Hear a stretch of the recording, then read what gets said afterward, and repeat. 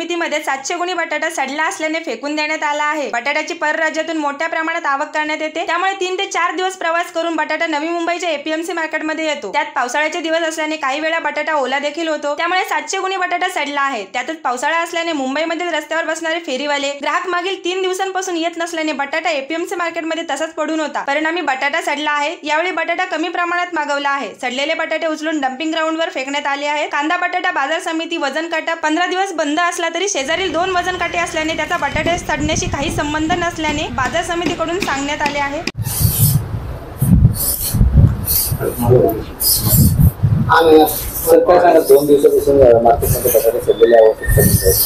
त्याचं मूळ कारण असं आहे का आता पावसाळा असल्यामुळे जो माल एमपी आणि यूपी मधून इथे येतो मुंबईला, तर येत असताना रस्त्यामध्ये काही काही वेळेला ती ताडपत्री फाटलेल्या वगैरे असतात, त्याच्यामुळे काही माल भिजतो।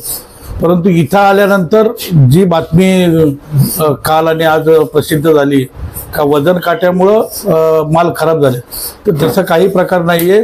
जरी एपीएमचा वजन काटा तो तुटला 15 दिवसापूर्वी तुटलेला आहे, आता तो वजन काटा जरी बाजार समितीचा बंद असला तरी बाजूला ट्रक टर्मिनल तर वजन काटा आहे, तिथे पण वजन होत आहे। बाजूला त्याच्यानंतर गुप्ता वजन काटा आहे, तिथे पण वजन होत।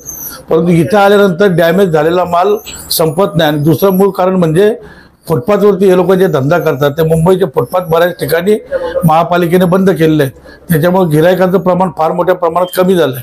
आज 50 गाडी इथे जे येते ती 50 गाडीमधली आता 25-30च गाडी येते, पण ती पण माल खपत नाही आणि माल डॅमेज होतात। 2 दिवसापासून जवळजवळ 500-700 पिशवी खराब झाली, परंतु ती तात्काळ आम्ही डम्पिंग ग्राउंडला तिकडे शिफ्ट करून साफसफाई केलेली आहे।